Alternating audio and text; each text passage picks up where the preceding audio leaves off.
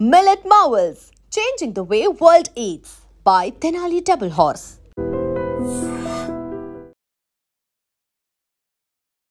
కాసేపటి క్రితమే sensational decision actually కొన్ని రోజుల నుంచి కూడా మనకు తెలుసు కల్వకుంట్ల కవితని మేబీ పార్టీ సస్పెండ్ చేయొచ్చు ఎందుకంటే ఆమె మాట్లాడుతున్న మాటలు కావచ్చు ఏకంగా పార్టీకి సంబంధించిన వ్యక్తుల మీదనే అట్లాగే దగ్గర వ్యక్తులు పెద్ద వ్యక్తుల మీదనే ఆమె కామెంట్స్ చేయడం దీంతో రాష్ట్ర సమితి బీఆర్ఎస్ రాష్ట్ర సమితి డిసిషన్ అయితే తీసుకుంది. ఒకసారి ఆ లెటర్ నా చేతిలో ఉంది. పార్టీ ఎమ్మెల్సీ శ్రీమతి కె కవిత ఇటీవల కాలంలో ప్రవర్తిస్తున్న తీరుతెన్నులు కొనసాగిస్తున్న పార్టీ వ్యతిరేక కార్యకలాపాలు బీఆర్ఎస్ పార్టీకి నష్టం కలిగించే రీతిలో ఉన్నందున పార్టీ అధిష్టానం ఈ నిర్ణయాన్ని తీవ్రంగా పరిగణిస్తోంది. పార్టీ అధ్యక్షులు శ్రీ కె చంద్రశేఖరరావు గారు శ్రీమతి కె కవితను తక్షణం పార్టీ నుంచి సస్పెండ్ చేస్తూ నిర్ణయం తీసుకున్నారు. ఎవరు అంటే పార్టీ క్రమశిక్షణ వ్యవహారాల బాధ్యులు ప్రధాన కార్యదర్శి సోమ భరత్ కుమార్ అట్లాగే టి రవీందర్ రావు ఆయన ప్రధాన కార్యదర్శి. ఇది లెటర్ రిలీజ్ అయినటువంటి సిచ్యువేషన్. మనతో పాటు సీనియర్ పొలిటీషియన్ రాజయ్య యాదవ్ గారు ఉన్నారు. మనకు తెలుసు బీజేపీకి సంబంధించిన సీనియర్ లీడర్ కూడా. ఒక్కసారి ఒపీనియన్ తెలుసుకునే ప్రయత్నం చేద్దాం. సార్ నమస్తే. Sir big decision. ఇప్పుడు కవితని లాస్ట్కి వస్తే పార్టీ ఎప్పుడు సస్పెండ్ చేస్తుంది అన్నారు.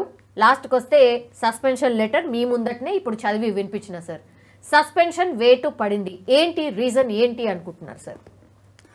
కేసీఆర్ కూతురు కాబట్టి దానికో విలువ, లేకపోతే ఏం విలువ?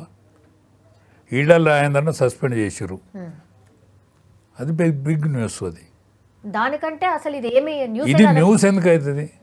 కేసీఆర్ కూతురు కాబట్టి న్యూస్ చేసుకుంటాను మనం. సార్ ఆమె పొలిటీషియన్ కదా సార్, ఏం ఎంపీ బిడ్డ కాబట్టి ఎంపీ. ఏం సర్వీస్ చేసిందని ఎంపీ?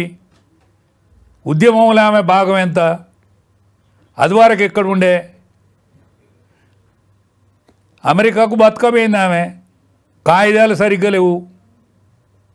కేటీఆర్ ఎక్కడికి పోయిండు? అమెరికాకు బతకపోయిండు. ఆయన పిల్లలు కాబట్టి వాళ్ళకు గొప్ప, మిగతా వాళ్ళకు అనేక మంది కష్టపడి అనేక మంది ఆస్తిపాస్తులను పోగొట్టుకొని కేకే మహేందర్ రెడ్డి కంటే గొప్ప, ఈడర్ రాజేందర్ కంటే గొప్ప, మాట్లాడే రాజయ్య యాదవ్ కంటే గొప్పోళ్ళు ఏం కాదు. ఇదే రాజయ్య యాదవ్ కండవ కప్పిండు కేటీఆర్కు, సభ్యత్వం ఇచ్చింది వీడే. కేసీఆర్ సొంత జైలు పోయింది వీడే. మాకంటే ఏం గొప్ప కాదు. మేము రాజీనామా చేసిపోయినాం ఈ పార్టీల నుంచి. అనేక మంది పార్టీ కార్యక్రమాన్ని నెత్తికేసుకొని ఇల్లు సంసారం ముంగిలి బాసి భార్య పిల్లలను కూడా ఖాతరు చేయకుండా ఉద్యమం కోసం నిరంతరం పనిచేసిన వాళ్ళు ఈ పార్టీల నుంచి విడిచిపెట్టిపోయిన్లు. ఆనాడే ఈ పార్టీ ఖతమైపోయింది. ఇది కుక్కలు చింపిన విస్తరైంది, కొంగలు దొక్కిన మడుగైంది. ఇది పరీకాష్టాన్ని చేరుకున్నది. ఆఖరికి కుటుంబ సభ్యులు కూడా ఆ పార్టీ నుంచి సస్పెండ్ చేసుకోవాల్సిన దుస్థితి. కేసీఆర్ స్వయం కృతాపరాధం. నేను మెయ్యా బీబే అన్నాడు పార్టీ పెట్టిన రోజు. నా పిల్లలు అమెరికాలో ఉంటానన్నాడు. నేను తొలి ముఖ్యమంత్రిని దళితున్నే చేస్తానన్నాడు. అన్ని మాటలు తప్పుకుంటూ వచ్చిండు. ఇవాళ ఆయనకాయనే ఆయన పిల్లలను ఆయనే భుజించవలసిన అవసరం ఏర్పడ్డది. ఇప్పుడు పులికి కళ్ళెత్తాయటమ్మా. పులి పిల్లలను పెట్టిన తర్వాత ఆమె కళ్ళు కనిపించాయట పులికి. దూరంగా దొరికిపోయిన పిల్లలు మాత్రమే బతుకుతాయి, లేకపోతే ఆ పిల్లలను కూడా తింటుంది. ఇప్పుడు ఒక పిల్లని తిన్నాడు కేసీఆర్. ఒకవేళ సస్పెండ్ నిజమైతే తప్పు చేయకుండానే తిన్నాడా ఎట్లా? మీరు అంటే తప్పు చేయకుండా జైలుకి ఎవరు పంపారు? ఆమె తప్పుల తడక. కేసీఆర్ కుటుంబం అంటేనే తప్పుల తడక. దాన్ని ఆశ్చర్యకరంగా చూసుకున్నాడు మన రాష్ట్రం యొక్క దురదృష్టం. ఇదేదో ఆశ్చర్యకరం, ఇదేదో గొప్ప నిర్ణయం, ఇదేదో ప్రళయం వచ్చినట్టు, తెలంగాణకే ప్రళయం వచ్చినట్టు చూసుకుంటూ మన దుస్థితి. అంటే గతంలో మీరు ఈటల రాజేందర్ గురించి మాట్లాడారు కాబట్టి ఆయన పార్టీ నుంచి వెళ్ళిపోయేలాగా చేశారు అనేది కూడా మనం గమనించినాం సార్. ఇక్కడ అది కాదు, తనే చాలా రోజుల నుంచి కూడా పార్టీకి సంబంధించిన వాళ్ళ గురించే మాట్లాడుతున్నారు, క్వశ్చన్ చేస్తున్నారు. నిన్న చూసిరు కదా మీరు ప్రెస్ మీట్లా డైరెక్ట్ గా కామెంట్ చేసిరు, మా నాన్నని ఇంత ఇబ్బంది పెడతారా, సిబిఐ ఎంట్రీ కావడానికి మీరే బాధ్యులు అని ఇద్దరు పేర్లు తీసుకొని మాట్లాడారు. ఇద్దరు పేర్లు కాదమ్మా, సిబిఐ వాళ్ళ ఈవెన్ జైల్లో పెట్టిండ్రు, ఏదో పొరపాటు చేస్తేనే కదా జైల్లో పెట్టింది. సిబిఐ ఎంక్వైరీ కానీ ఇవాళ ప్రకాశం అది మన ఏది కాళేశ్వరం కోసం సిబిఐ ఎంక్వైరీకి శాసనసభ ఆమోదం తెలిపింది. అనేక గంటల పాటు అనేక మందితోని చర్చించిన తర్వాత ఒక నిర్ణయానికి వచ్చిండ్రు. ఘోష్ కమిషన్ ఏదైతే చేసిందో కమిషన్కు శిక్షించే అధికారం కానీ లేకపోతే తప్పును వాళ్ళు ఏరి పెడతారు తప్ప వాళ్ళకు అధికారం లేదు. శాసనసభ చర్చించింది, శాసనసభ చర్చించి సిబిఐకి అప్పగించింది. అప్పగిస్తే మా తండ్రిది సిబిఐకి అప్పగిస్తారా అంటే అదొక పెద్ద వార్త. మన కర్మగాలి ఏమైతుందంటే ఈ యావత్ తెలంగాణ అనేక సంవత్సరాల బానిసత్వం కింద మగ్గిన తెలంగాణ 1000 సంవత్సరాల బానిసత్వం 75 ఏళ్ళ స్వాతంత్రం తర్వాత కూడా ఇవాళ ఒక కుటుంబం గురించి తెలంగాణ సొమ్మును దోషిన కుటుంబం గురించి మాట్లాడుకోవాల్సిన దుర్దశ మనకు పట్టినందుకు నేను చింతిస్తాను. వాళ్ళ గురించి లెక్క పెట్టుకోవద్దు, ఆ పార్టీ పని అయిపోయింది. ఇది మొదటిది. అందులో ఒకటి కుటుంబము చేర్చుకునుడే తప్పు అనేందుకు మొట్టమొదటి నిదర్శనం కవితను సస్పెండ్ చేస్తే, ఒకవేళ చేస్తే ఎందుకంటే కుటుంబమే కదా, మళ్ళీ తీసుకుంటే ఎంతసేపు బిడ్డేనే మళ్ళీ పోయి ఏడితే ఎత్తుకుంటే కేసీఆర్ బిడ్డను ఎత్తుకున్నాడు కాక ఎత్తుకున్నాడు. ఇదొక వార్త మనకు దురదృష్టం. కేసీఆర్ తీసేస్తే వార్త, కేసీఆర్ దగ్గర తీర్తే వార్త. కవిత అంటే వార్త, కవిత వింటే వార్త.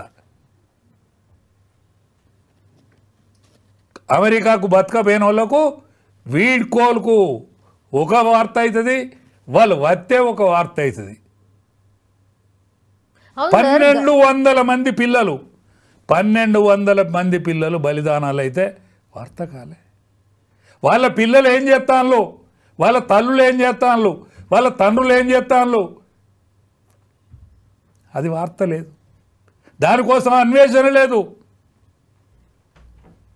ఈమె పెద్ద కొడుకు సర్టిఫికెట్ పోతే వార్త, మళ్ళొచ్చి ప్రెస్ మీట్ పెడితే వార్త. ఈ దురదృష్టాన్ని అనుభవిస్తుంది ఈ తెలంగాణ. ఇంకా సార్ నార్మల్ గా మాట్లాడితే అసలు వార్తే కాదు సార్, నార్మల్ గా మాట్లాడలేదు కాబట్టి. నార్మల్ ఏంటిది, వాళ్ళకు మాట్లాడే అధికారం కూడా లేదు. వాళ్ళొక మనసులు, వాళ్ళొక మాట, ఆ మాటకు ఒక విలువ, దానికి ఒక వార్త. కేసీఆర్ అంటే కష్టపడ్డాడు, తప్పేం లేదు. కేసీఆర్ గురించి మాట్లాడుకుంటే తప్పులేదు. కేసీఆర్ జ్వరం వచ్చిందంటే తప్పులేదు, వార్తగా చేస్తే తప్పులేదు. కేసీఆర్ కేసీఆర్ పిల్లలు, కేసీఆర్ మనవరాళ్ళు ఇంకేవాళ్ళని ఉంటే వాళ్ళ గురించి రాసుకోవాల్సిన దుస్థితి ఈ తెలంగాణకు లేదు. తెలంగాణ సాయుధ పోరాటం చేసిన తెలంగాణ, రజాకారులకు వ్యతిరేకంగా బతికిన తెలంగాణ, నక్సలైట్ల పోరాటం చేసిన తెలంగాణ, కలిసి దాని నుంచి విడిపోవాలన్న తెలంగాణ బలం గది, తెలంగాణ బతుకు గది, దొరలను ఎదిరించిన తెలంగాణ, రజాకారులను ఎదిరించిన తెలంగాణ, నవాబును తరిమి కొట్టిన తెలంగాణ. దీనికి గంతిస్తూ ఉన్నది, తెలంగాణ ప్రజానికానికి గంతిస్తున్నది. ఈ గీవీలకు కేసీఆర్ కుటుంబానికి వార్త చేసి బతకాల్సిన దుస్థితి ఏర్పడుతుంది. ఇప్పుడు కేసీఆర్ గతంలో 10 ఏళ్ల పాటు సీఎంగా కొనసాగినరు. ఆ తర్వాత కేసీఆర్ బిడ్డే ఇంతకుముందు మీరు అన్నట్టుగా తను మాట్లాడింది కాబట్టి వార్త. వేరోళ్ళు అయితే ఎప్పుడో చర్యలు తీసుకుంటారు అనేది కూడా ఒకటి ఉండే. మనుషులనగా చూస్తలేరు కదా, వేరే వాళ్ళని మనుషులను చూస్తలేరు, మనుషుల వద్దకు కూడా చూస్తలేరు కదా. 5 జైలు వేయంలు తెలంగాణకు. జయశంకర్ సాబ్, నాయన్ నరసన్న, కెప్టెన్ లక్ష్మీకాంతరావు గారు, కేసీఆర్ గారు, విజయరామారావు గారు, రాజయ్య యాదవ్, వీళ్ళు నిరాహార దీక్ష పట్టిలే, అమర నిరాహార దీక్ష కోసం ఏంలే, వీళ్ళు జైలు వేయలే, వాళ్ళని వార్తం చేస్తలేరు. అనేక మంది నిష్ఠాతులు, కవులు, గాయకులు, తెలంగాణ కోసం అసుగులు వాసిన వాళ్ళు, ఆస్తులు అమ్ముకున్న వాళ్ళు, వాళ్ళకు పెన్షన్ ఇవని ఎందుకు డిమాండ్ చేస్తలేదు తెలంగాణ మన ఏంది సమాజం? వాళ్ళకి ఎందుకు పెన్షన్లు ఇవ్వద్దు? ఏమి చరిత్ర ఉన్నదని ఈయన ముఖ్యమంత్రి అయిండు. పులి లాంటివాడు కదా, బక్కబడి ఓడిపోయింది. కేసీఆర్ అన్యం కాదు, కేసీఆర్ వద్దంటే కదా వచ్చినోడు రేవంత్ రెడ్డి. కేసీఆర్ ఇవ్వబోయే పెన్షన్, కేసీఆర్ నువ్వు ఇస్తానంటివి 250 గదాలు ఇస్తా, నేను పెన్షన్ ఇస్తానంటివి. అదెందుకు వార్త అవుతలేదు? దాన్ని ఎందుకు వార్త చేస్తలేరు మీలాంటి వాళ్ళు? ఎందుకు సార్ అది కూడా వార్తలు ఎందుకు చేస్తలేమో చెయ్యాలే. ఎందుకంటే సోషల్ మీడియాకున్న పవర్ ఇవాళ ప్రపంచాన్ని గడగడలాడిస్తుంది సోషల్ మీడియా. అటువంటి సోషల్ మీడియా ఇటువంటి వాళ్ళను కూడా వెలికి తీయాల్సిన అవసరం, ఆవశ్యకత ఉన్నది సోషల్ మీడియా మీద. ఇవాళ ఒకనాటి పేపర్లో ఏం వార్త వచ్చిందని చూసేది, వ్యాసం ఏమొచ్చిందని చూసేది. ఇవాళ పేపర్ చూస్తలేరు. టీవీలో ఏమవుతుందని ఎదురు చూసేది. రేడియోలో సాయంకాలం ప్రాంతీయ వార్తలు ఏమవుతాయి, దేశ వార్తలు ఏమవుతాయి అని ఎదురు చూసేది. నిమిషాల మీద ఇవాళ సోషల్ మీడియాలో కనిపిస్తాను ఈ వార్తలన్నిటి. అందుకనే ప్రభుత్వం దించాలన్న సోషల్ మీడియా, ప్రభుత్వం ఎక్కియాలన్న సోషల్ మీడియా. కానీ సోషల్ మీడియాకు కూడా నేను ఒకసారి రిక్వెస్ట్ చేస్తాను. నిన్న ట్రంప్ ఆరోగ్యాన్ని మంచిగా లేకుండా సోషల్ మీడియా చంపేసింది.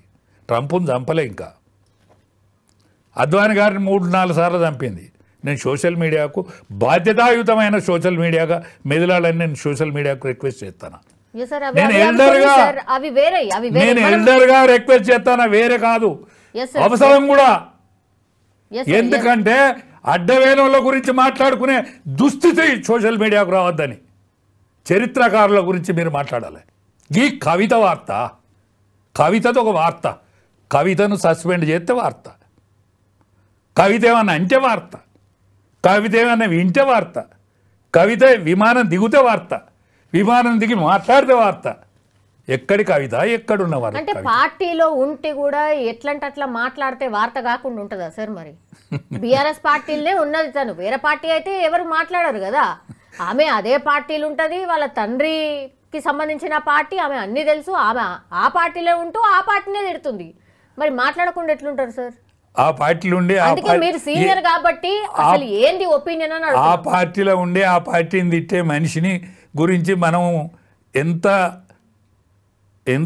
తక్కువ మాట్లాడుకుంటే అంత మంచిది, ఎంత చిన్నగా మాట్లాడుకుంటే అంత మంచిదని నా ఉద్దేశం. కేసీఆర్ గారి మనస్తత్వం ప్రకారం సార్, ఇన్ జనరల్లీ ఆయన ఇట్లాంటి డిసిషన్స్, బిగ్ డిసిషన్స్ తీసుకోవాలి అనుకున్నప్పుడు ఏం ఆలోచిస్తారు సార్?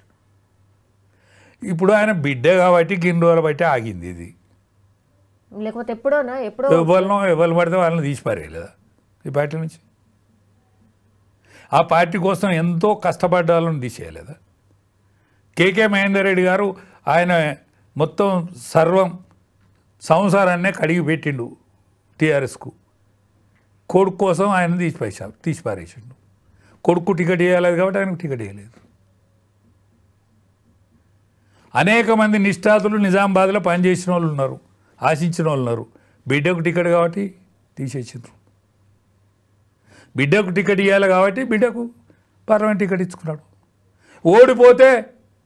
ఓడిపోయిన వాళ్ళు ఎంతమంది ఉన్నారు, ఓడిపోయిన వాళ్ళు అంగలార్చిన వాళ్ళు ఎంతమంది ఉన్నారు? ఎమ్మెల్యే చేసిండు కదా వెంటనే బిడ్డ కాబట్టి. కుటుంబ పార్టీని చేసుకున్నాడు కదా అంటాను. ప్రజాస్వామ్యయుతమైన పార్టీ, పోరాడిన పార్టీ, పోరాడితే పుట్టిన పార్టీ తెలంగాణ.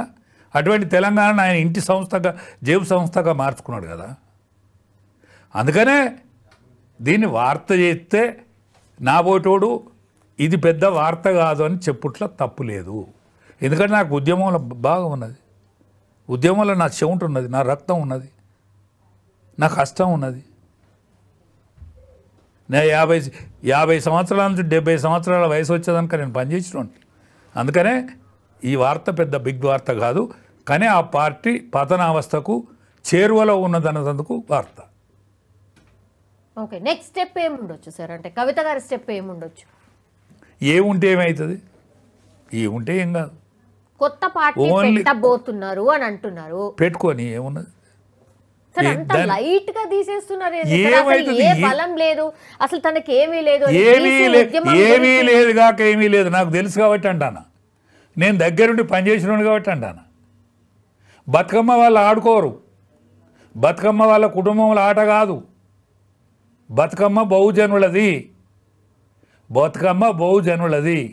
ఆమెకో పాత్ర కాబట్టి, ఆమెకో పాత్ర కావాలి కాబట్టి ఆమె తెలంగాణ బతుకమ్మ పట్టుకొని తిరిగితే మాబోటి తెలంగాణ పిచ్చోళ్ళం ముందట తిరిగినాం కాబట్టి దానికి ఒక వాల్యూ ఏర్పడ్డది. దాన్నే ఒక భాగం చేసుకున్నది ఆమె. ఆనాడు మహిళా విభాగంలో ఇది ఒక విభాగం, బతుకమ్మ ఒక విభాగం, ఆమె దానికి హెడ్ అయింది. అంతకంటే పెద్ద నాయకత్వం ఏం వహించలే. ఆమెకు టికెట్ ఇచ్చినాడు, నేనున్నా, అంకుల్ నా పేరేమైనా చర్చకు వచ్చిందని నన్ను అడిగేది, నాకు తెలుసు కాబట్టి నేను అంటాను.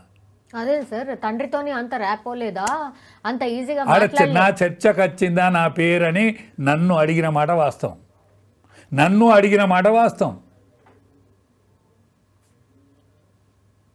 ఆయన ఆఖరికి ఏదో దొంగ రాత్రి టిక్కు పెట్టాడు, ఆమె రాత్రిపూట ఏమో ఈ పొల్ల ఎడుతుందని టిక్కు పెట్టాడు. ఆనాడు మూమెంట్ ఉన్నది కాబట్టి గెలిచింది. మళ్ళోసారి ఎందుకు గెలవలేదు, మళ్ళీ ఒకసారి ఎందుకు గెలవలేదు అంటాను. నా మహానాయకురాలు అయితే మళ్ళోసారి కూడా గెలవాలి. అదే కేసీఆర్ ఎక్కడ పోటీ చేసినా గెలిచాడు. కరీంనగర్లో పోటీ చేసి గెలిచాడు, మెదక్లో పోటీ చేసి గెలిచాడు, మహబూబ్నగర్లో పోటీ చేసి గెలిచాడు. నాయకునికి ఉండేటువంటి కెపాసిటీ, క్యాలిబర్ అది. ఆమె రెండోసారి గెలవలే. అందుకనే ఆమె గురించి మనం అంతగా మాట్లాడుకోవాల్సిన అక్కర్లేదు.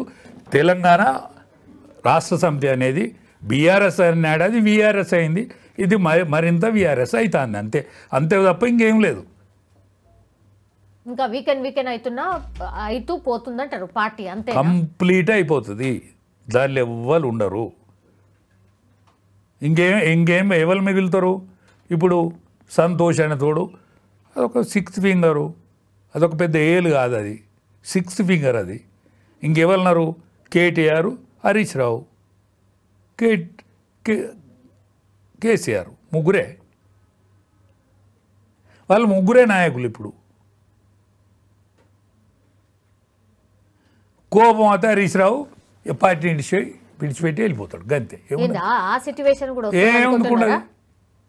దీంతో పని అయిపోయింది.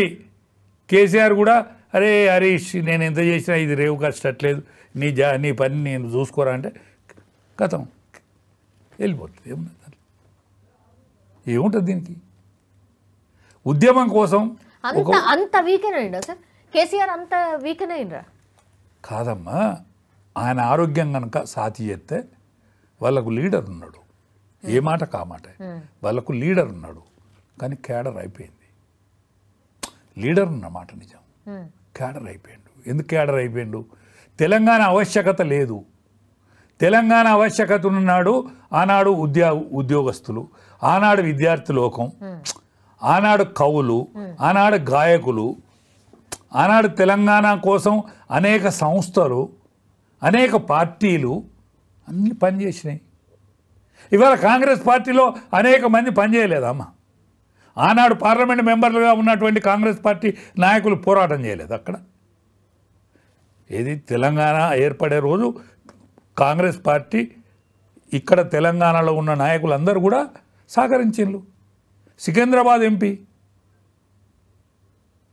ఇవాళ రాజగోపాల్ రెడ్డి, ఇవాళ అనేక మంది నాయకులు ఉన్నారు, తెలంగాణ నాయకులు, వాళ్ళందరూ కూడా పనిచేసిండ్రు. ఆనాడు బాంబులు వేసే పరిస్థితి ఏంది? పొగ బాంబులు ఎత్తా అంటే ఆంధ్ర పార్లమెంట్ మెంబర్లు పొగ బాంబులు ఎత్తా అంటే ఆనాడు వీళ్ళందరూ గట్టిగా నిలబడ్డారు. ఆనాడు బీజేపీ పార్టీ సపోర్ట్ చేసింది, సుష్మా స్వరాజ్ గట్టిగా సపోర్ట్ చేసింది. సపోర్ట్ చేస్తేనే తెలంగాణ బిల్లు పెట్టడం జరిగింది. అట్లా తెలంగాణ వచ్చింది. వచ్చిన తెలంగాణను ఓన్ చేసుకున్నాడు కేసీఆర్ గారు. మిగతా పార్టీలు సొమ్ము చేసుకోలేకపోయినాయి, కేసీఆర్ పోరాడి తెచ్చిండని అనుకున్నారు కాబట్టి కేసీఆర్కు అవకాశం ఇచ్చిండ్రు. 10 సంవత్సరాలు ముఖ్యమంత్రిగా వెలిగిండు. వెలిగిన క్రమంలో వీళ్ళందరూ దాన్ని ఖరాబు చేసిళ్ళు, పార్టీలో సంపాదించుకున్నారు. సంపాదించుకునే పేరు బదనం అయితే అయిందా కాలేదా? కాదు సార్, అధికారం ఉంటేనే పార్టీలా లేకపోతే అంతేనా సంగతులు? ఇప్పుడు మీరు చెప్తున్న దాని ప్రకారం ఒక్కటేనమ్మా, ఇది అధికారంలో ఉంటేనే పార్టీ. టీఆర్ఎస్ అనేది అధికారంలో ఉంటేనే పార్టీ. ఇది అధికారంలో లేకపోతే పార్టీ మనగలగది. ఇవాళ కాంగ్రెస్ పార్టీ ఎక్కడనో 7 గోల లోతున్న కాంగ్రెస్ పార్టీకి ప్రాణం వచ్చి ఉన్న కాంగ్రెస్ పార్టీ నిలబడదా? నిలబడలేదా? జాతీయ పార్టీ ఒక 8 అసెంబ్లీ గెలిచినటువంటి జాతీయ పార్టీ అయిన బీజేపీ పార్టీ 8 పార్లమెంట్ మెంబర్లు గెలిచిండ్రే. 8 అంటే 8 ఏళ్ళు 56, 60 స్థానాలలో అవకాశం లభించిందే. అదే టీఆర్ఎస్ పార్టీకి డిపాజిట్లు ఇవేనే పార్లమెంట్ ఎన్నికలలో. అంటే టీఆర్ఎస్ పార్టీ ఒక ఏదైతే ఉద్భవించిందో తెలంగాణ ఆకాంక్ష కోసం ఉద్భవించింది. అనేక శక్తులు, యుక్తులు, వ్యక్తులు అందరూ పనిచేసినారు కాబట్టి టీఆర్ఎస్ నిలబడ్డది. ఆనాడు తెలంగాణ వచ్చిన తదనంతరం నా వాళ్ళు ఎవరు రాలేదనే మాట ఇచ్చింది కాబట్టి కేసీఆర్ నమ్మిళ్ళు, వాళ్ళని తీసుకొచ్చుకున్నారు కాబట్టి వాళ్ళను కూడా చూసిర్రు. వాళ్ళ యొక్క క్యారెక్టరు, క్యాలిబర్ వీళ్ళందరిని చూసి ఇడిచిపెట్టిళ్ళు. తెలంగాణ ప్రజానీకం ఇడిచిపెట్టింది కాబట్టి కేసీఆర్ ఫామ్ హౌస్కు పరిమితమైండు. కేసీఆర్ పిల్లలు ఒకరొక్కరు కొట్టుకొని చత్తారు. ఇది చరిత్ర. ఏముండదు. ఇప్పుడు కాళేశ్వరం విషయం వచ్చింది సార్. కాళేశ్వరంకి సంబంధించి మొత్తం అంత సుదీర్ఘంగా విచారణ జరిగింది. అసెంబ్లీ ఒక తీర్మానం చేసి పంపించింది.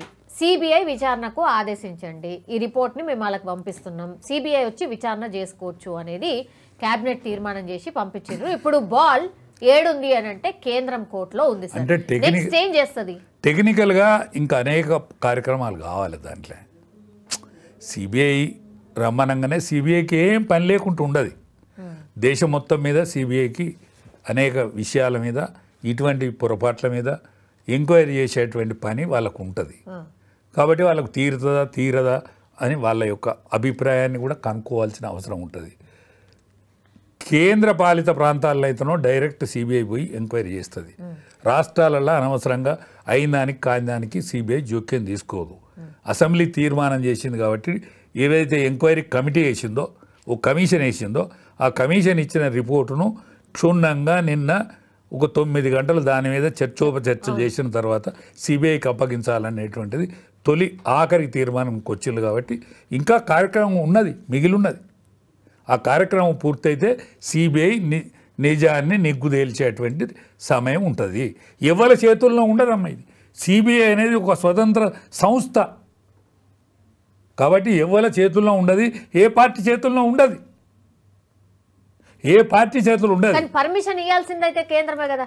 కేంద్రం హోంశాఖనే కదా. హోంశాఖ ఇస్తుందమ్మా. హోంశాఖ రొటీన్ కార్యక్రమం తప్ప హోంశాఖ అడ్డం పెట్టే కార్యక్రమం ఏముండదు. మీ యొక్క వ్యక్తులు, మీ యొక్క బలగము, మీ యొక్క వాళ్ళందరూ కూడా సహకారం తీసుకొని మేము ఈ పని పూర్తి చేస్తాం, సహకరించండి, మీరు కూడా సహకరిస్తే మేము పని పూర్తి చేస్తామని టెక్నికల్గా వాళ్ళకి ఉంటుంది, అంతే తప్ప ఏముండదు. నిజం నెగ్గుదేలుతారు. ఎవ్వరైనా ఈ దోషులను విడిచిపెట్టరు కాక విడిచిపెట్టరు. ఎప్పుడు జరగచ్చు? ఇప్పుడు దీన్ని రాజకీయ కోణంగా కూడా చూస్తున్నారు సార్. ఎప్పుడు ఇమ్మీడియట్ గా టేకప్ చెయ్యరు. ఖచ్చితంగా ఇప్పుడు బీఆర్ఎస్ ని బీజేపీలో విలీనం చేస్తే అసలు ఆ చర్చే ఉండదు, సిబిఐ కూడా రాదు అని అంటున్నారు. అట్లా ఎన్నో అంటే ఇవన్నీ అపోహలమ్మా, ఇవన్నీ అపోహలు. బీఆర్ఎస్ను బీజేపీలో విలీనం చేస్తాడు అనేది ఒక అపోహ. ఇప్పుడు అనేక సంవత్సరాల నుంచి అంటాను, ఇన్ని రోజులు బట్టి కాంగ్రెస్ పార్టీ ఎందుకు అప్పచెప్పాలి అంటే బాగా వీకెన్ అయిపోయిన దాకా చూస్తున్నారు. వీకెన్ అయిన తర్వాత అప్పుడు చేసుకుందాం అనుకుంటున్నారు. ఇప్పుడు కాంగ్రెస్ పార్టీ కదా ఇక్కడ పరిపాలించేది, బీజేపీ పార్టీ అయితే కాదు కదా ఇక్కడ పరిపాలించేది. కాంగ్రెస్ పార్టీ ఇది తేలిన రోజు వాళ్ళు వచ్చి 2 సంవత్సరాలు దాటింది కదా. ఈ 2 సంవత్సరాల నుంచి ఏం చేసింది కాంగ్రెస్ పార్టీ? సార్ ప్రాపర్ గా ఎంక్వైరీ వెంటనే తీర్మానం చేసి వెంటనే ఈ ఘోష్ కమిషన్ వేయడానికి గిన్ని రోజులు ఎందుకు పట్టింది? అనేక టైం తీసుకున్నది కదా.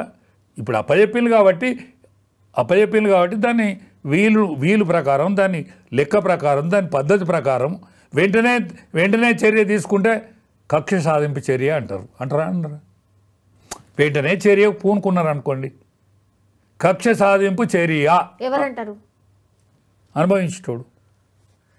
ఎవడైతే ఎప్పుడైనా అంటున్నాడు, ఎప్పుడు అంటాడు అట్లని కాదమ్మా, దానికి ఒక టైం పాబంది ఉంటుంది, దానికి లెక్క వాత ఉంటుంది, దాని టైం పాబంది ప్రకారం చేస్తారు, ఎంక్వైరీ చేస్తారు.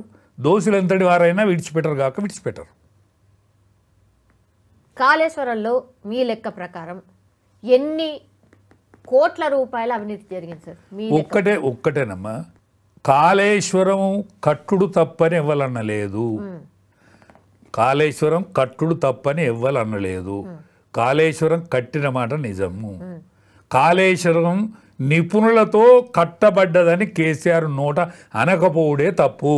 నేనే కర్త కర్మ క్రియ నా చెవుట వడిపి కట్టినా అని అనడమే కరెక్ట్ కాదు.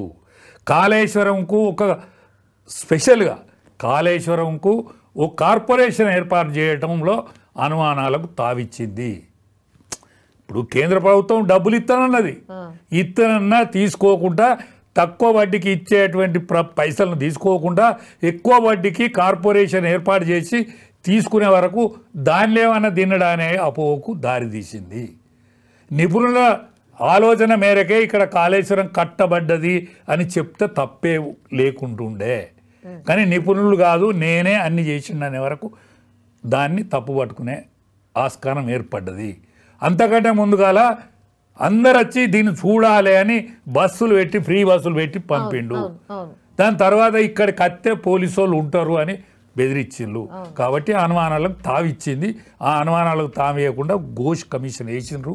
అది రిపోర్ట్ వచ్చింది, శాసనసభ కూడా చర్చించి సిబిఐకి అప్పచెప్పింది. కాబట్టి త్వరితగతిన వీళ్ళ ప్రజల యొక్క అనుమానాలను పటాపంచలం చేసే తీరుగా సిబిఐ కూడా చర్య తీసుకుంటే మంచిదని మీ ద్వారా నేను విజ్ఞప్తి చేస్తాను. రాజకీయ దురంధరుడు, రాజకీయ చాణక్యుడు కేసీఆర్ అసలు ఎట్లా జిక్తాడు అనేది కూడా ఇంకో క్వశ్చన్ సార్.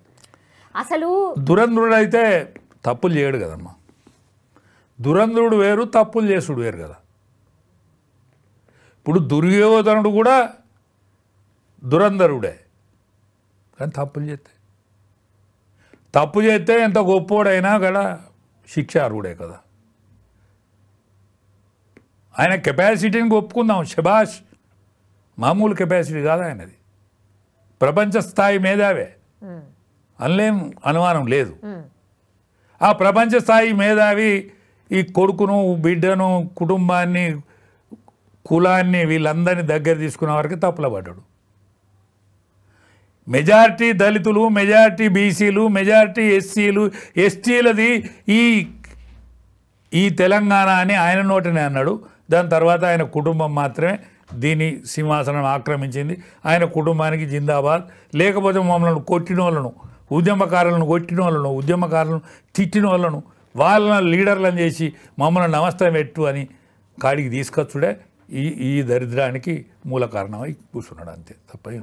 లాస్ ఉన్నాయి, కోర్టులు ఉన్నాయి, ఆల్రెడీ అప్రోచ్ అవ్వడం స్టార్ట్ చేసిండ్రు కూడా. ఎక్కడ కూడా లేదా సార్ ఛాన్స్? అంటే సిబిఐ విచారణ వరకు కూడా పోకుండా కెపాసిటీ ఎందుకు ఆపాలి మరి? ఆయన కూడా నిజం నీకు తేలితే మంచిదే కదా. ఆయన కూడా మరి రాకపోయే కదా సార్, మరి అసెంబ్లీకి వచ్చి ఆన్సర్ చెప్పాల్సింది కదా. రాకపోయే ఆయనకి హెల్త్ మంచిగా లేనట్టున్నది, లేకపోతే వస్తున్నాడు ఇదివరకు రాలేదా? ఇదివరకు వచ్చింది కదా. ఆయన కొద్దిగా నాది నడతలేదంటే ఆయన వచ్చే బాపతి మనిషి కాదు, కానీ కావచ్చు, కానీ హెల్త్ కూడా మంచిగా లేనట్టున్నది. హెల్త్ కూడా ఒక ప్రధాన కారణం అయి ఉంటుంది. ఓకే, నిన్నటి నుంచి కూడా పార్టీ నేతలతోని కంటిన్యూషన్గా ఫామ్ హౌస్లో చర్చలు జరుపుతున్నారు. ఈరోజు కూడా కొనసాగిన పరిస్థితే ఉంది సార్, అదే వార్తలు వస్తూ ఉన్నాయి. జనరలీ సార్ ఆయన ఏ టైంలో ఇట్లాంటి చర్చలు చేస్తూ ఉంటాడు? కంటిన్యూషన్ గందరగోళం టైంలో శరీరాన్ని ఇవన్నిటి కూడా మర్చిపోయి మాట్లాడతాడు, చేస్తాడు ఆయన. ఎందుకంటే ఆయన గందరగోళం అంటే బిడ్డ అంటే ప్రేమ, ఒక పక్క అల్లుడు, వాటిని కాపాడుకుంటా మాతో పాటు కష్టపడ్డాడు, ఆయన మీద అపనింద మోపడం, అన్నిటికంటే ఇది హరీష్ రావు మీద ఆమె. ఇప్పుడు సరే ఇంకా విధి విధానాలు ఇది నిన్న అసెంబ్లీలో చూసినాం, ఇవన్నీ ఉన్నాయి. ఇవన్నీ పోను బిడ్డ వచ్చి ఈ మాట అనుడు కొద్దిగా ఊర్వలేనితనమే కదా, బాధాకరమే కదా. కవిత కూడా ఈ విధంగా మాట్లాడకపోనుండే కదా. ఎందుకు మాట్లాడాలి? ఆమె మాట్లాడితేనే అవుతుందా? ఇవాళ ప్రతిపక్షంలో ఉన్నటువంటి కాంగ్రెస్ పార్టీ మాట్లాడుతుంది, ఇంకా ప్రతిపక్షంలో ఉన్నటువంటి అనేక మంది మాట్లాడుతాను, కాంగ్రెస్ పార్టీ మాట్లాడుతూనే ఉండే. మరి నువ్వు మాట్లాడితేనే ఇది ఏది అందులో పోసినట్టు అవుతుందా? మీరొచ్చి ఎందుకు మాట్లాడాలి? నువ్వు ఈడ లేని కూడా లేవు కదా. నువ్వేటో నీ కొడుకును జాయిన్ చేసుకోవటానికి పోయినావు, వచ్చి సపరేట్గా ఇంటికి పోకపోయినావు. నీకు అంతలా ఇష్టం ఉడితే మీ నాన్న దగ్గరికి పోకపోయినావు, ఏం జరిగింది నాన్న అని అడగకపోయినావు. నువ్వు వచ్చి పత్రికా విలేకరుల సమావేశంలో మీడియాలో మాట్లాడాల్సిన దుస్థితి ఎందుకు? పరిపక్వత లేని రాజకీయ నాయకురాలు అన్నట్టే కదా. ఆమె గురించి మనం మాట్లాడుకుంటాను. పరిపక్వత ఉంటే గట్లా మాట్లాడతారు ఎవరన్నా? నిండుదనం ఉంటే గట్లా మాట్లాడతారు ఎవరన్నా? అది ఇంట్లో ముచ్చట కదా, ఇంట్లో ముచ్చట కదా. బావ మీద బయట మాట్లాడేందుకు? మేనబావ నువ్వు అక్కడ తిహార్ జైలు ఉన్నప్పుడు అనేక సార్లు నీ దగ్గరకు వచ్చిపోయిన ఆయనే, నీ కష్ట సుఖాలను ఆలోచించిన ఆయనే. గట్లా మాట్లాడచ్చునా? మాట్లాడితే వాళ్ళని మెచ్చుకుంటారా? ఇక సోషల్ మీడియాలో అయితే పూర్తిగా తన గురించి అసలు చాలా బ్యాడ్ కామెంట్స్ చేస్తున్నారు అని, చాలా బ్యాడ్గా ప్రొజెక్ట్ చేస్తున్నారు అని. ఇప్పుడు సోషల్ మీడియా బీఆర్ఎస్కి సంబంధించిన సోషల్ మీడియా వింగ్ల నుంచి అన్నిట్లలో వాళ్ళ పిఏని రిమూవ్ చేసినట్టుగా, అట్లాగే తనని చెప్పకనే అన్ఫాలో చెయ్యండి అని చెప్పినట్టుగా ఇట్లాంటివన్నీ కూడా వస్తున్నాయి సార్. చాలామంది అన్ఫాలో చేసేసారట ఇప్పుడు కవిత గారిని. ఇప్పుడు ఒక్కటేనమ్మా, మీడియాకి ఎంత స్వాతంత్రం ఉన్నదంటే ఎంత మాత్రం జరిగినట్టుగా రాసే స్వేచ్ఛ మీడియాకు ఉంది.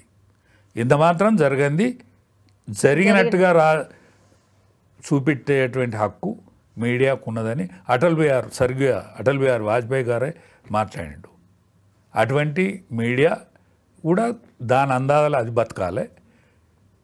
మీడియాలో వచ్చింది నిజం కాదు కదా అని వీళ్ళు అనుకోవాలి. ఉందాగా మీడియాలో వస్తాయి ఈ వార్తలు నిజం కాదు కదా. ఎందుకంటే నిజం అనేది ఆ మనిషికైతే తెలుస్తుంది కదమ్మా, నిజం వాళ్ళకైతే తెలుస్తుంది కదా. మాట్లాడుతోళ్ళు ఎవరో కాదు కదా, నీ కుటుంబ సభ్యులే కదా. మాట్లాడుతోళ్ళు పరాయిలు కాదు కదా. ఒకళ్ళు నీ అన్న, ఒకళ్ళు నీ మేనబావ, నీ మేనత్త కొడుకు ఉద్యమంలో పనిచేసిండు. ఆయన ఉద్యమంలో మీరు పనిచేసినప్పుడు మీరిద్దరు లేరు. మీరు అమెరికాలో ఏదోనా ఒకరు చేసుకొని బతామని పోయిండ్రు. అటువంటిది వాళ్ళు నీ పరాయిలు కాదు కదా. వేరే వాళ్ళు మాట్లాడితే నువ్వు తప్పట్టుకో. కానీ నువ్వు లిల్లు పుట్టంటివి. ఆయన కూడా మీ కుటుంబ సభ్యుని వతకనే మెదిలిండు. నాకు తెలుసు, ఎందుకంటే నేను దగ్గర ఉన్నా కాబట్టి నాకు తెలుసు. ఆయన కూడా మీ కుటుంబ సభ్యుని వతకనే మెదిలిండు. ఆయన ఏదంటే అది మార్చే శక్తివంతుడు ఆయనే పార్టీలో. ఎస్ సార్, లాస్ట్లీ ఏం జరగవచ్చు సార్? ఏది జరగాలనో అది జరుగుతుంది. టీఆర్ఎస్ గురించి మాత్రం ఇక మనం మాట్లాడుకున్న రోజులు అయిపోయినాయి. అంత పెద్ద మాట అన్నారు ఏం సార్? టీఆర్ఎస్ పోయి అది బీఆర్ఎస్ అయినాడు, అది దాని పని అయిపోయింది. నేను ఇదివరకు అనేక వేదికల మీద మాట్లాడినా, ఇప్పుడు కూడా మాట్లాడతాను. Yes sir, thank you so much sir. చూద్దాం ఏం జరుగుతుందో. నిజంగానే అంటే కవిత గారిని సస్పెండ్ చేసిన తర్వాత రాజకీయ పరిణామాలు ఎట్లుంటాయి, తన స్టెప్స్ ఏంటి అనేది కూడా పెద్ద ఎత్తున చర్చ అయితే జరుగుతోంది. బట్ కవిత గారు అట్లాగే దెన్ కేసీఆర్ గారితో ట్రావెల్ చేసినటువంటి వ్యక్తులు మాత్రం చాలా గట్టిగా చెప్తున్నారు వాళ్ళ అభిప్రాయాలు. చాలా అంటే అప్పుడున్నటువంటి పార్టీ వేరు, ఇప్పుడున్నటువంటి పార్టీ వేరు, పూర్తిగా మారిపోయింది. మరి చూడాలి ఎట్లాంటి డిసిషన్స్ వస్తాయి ఆర్ ఎట్లాంటి టర్న్ తీసుకుంటుంది పాలిటిక్స్ అనేది చూడాల్సిందే. Thank you so much. నిజంగా ప్రస్తుతం ఉన్నటువంటి సమాజం దేనికి ప్రయారిటీ ఇస్తుంది? ఆర్థిక సంబంధాల చుట్టూ మాత్రమే తిరుగుతుంది. మళ్ళీ ఎన్నికలంగానే చాలా విరక్తి కలుగుతాం. మంచి అనిపిస్తుంది కదా, లేడీస్ కూడా ఛాలెంజింగ్ జాబ్స్ చేసినప్పుడు చాలా బాగుంటది. ట్రాఫిక్ అసిస్టెంట్స్ గా నియమించిన ట్రాన్స్జెండర్స్ అందరితో సాల్యూట్ చేయించుకుంటున్నారు. ఫుడ్ డెలివరీ ఇవ్వటానికి వెళ్ళినటువంటి డెలివరీ బాయ్ అనిల్ పై కళ్ళ ముందు